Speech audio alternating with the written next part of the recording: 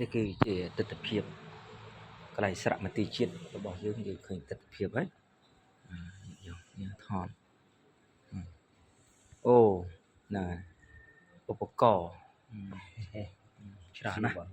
នៅមានទាំងអស់នោះរក្សាទុកនឹងជំនាន់បុរាណយើងចោលបាននេះហើយគឺជាប្រទេសអច្ឆរិយៈគឺយើងគូតែគិតស្រមន្ទីរជាតិរបស់ខ្មែរយើងគូតែថែរក្សាបានគង់វង្សអមតៈរបស់ខ្មែរយើងបានថតតិចទៅតទៀតយើងទៅមុខទៀតនេះអូនេះគឺក្រែណាអូដូចផ្ទះ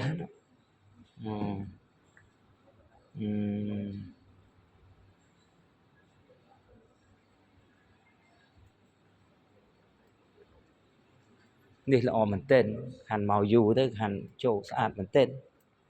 អូ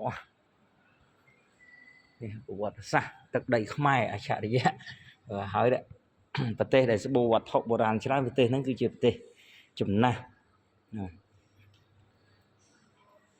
ឃើញទស្សនភាពនេះអូណាសូមបងប្អូន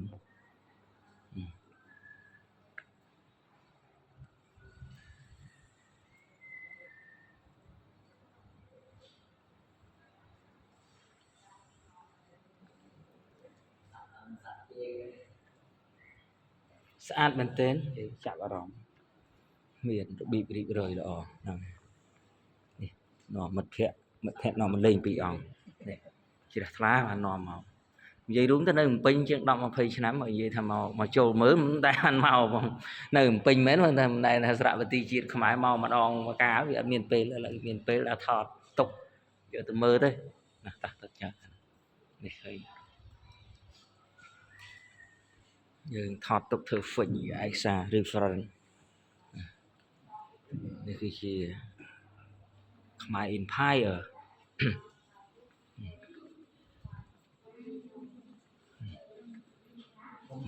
មកល្អ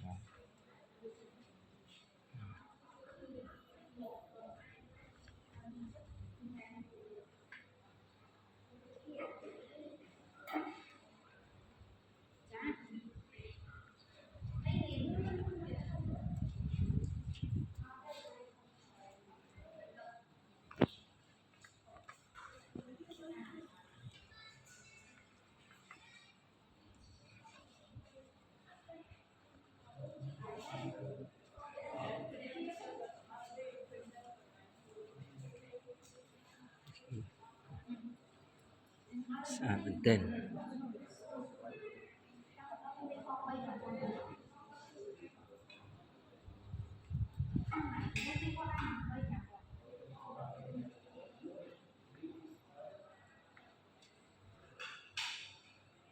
នេះគឺជាមាន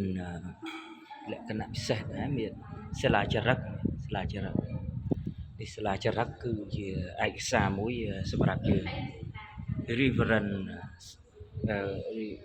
សម្រាប់ប្រទេសយើងជាឯកសារយើងសម្រាប់យើងរក្សាវប្បធម៌អរិយធម៌ដូចតែយើងហើយមានមួយចំនួនក៏យើងបាត់បង់ទៅប្រទេសជិតខាងមួយចំនួនហើយ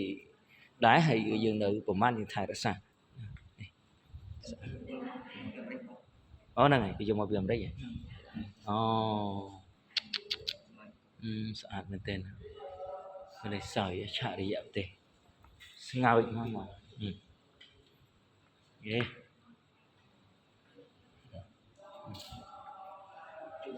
គេនេះស្អាតណាស់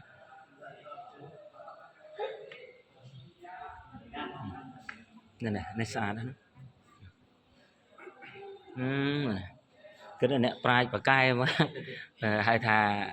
រចនាបថហ្នឹងគឺទំនង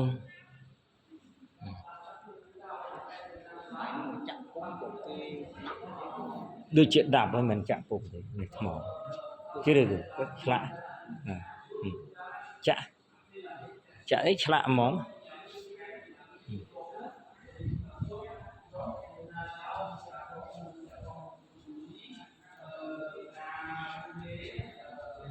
នេះ ព្រះបាទជាបានទី7ជាស្ដេចដ៏អង្អាចថាទស្សពិតរាជធម៌ខ្មែរ Empire ខ្មែរ Empire ក៏ខ្លាំងណាស់អាណាចក្រ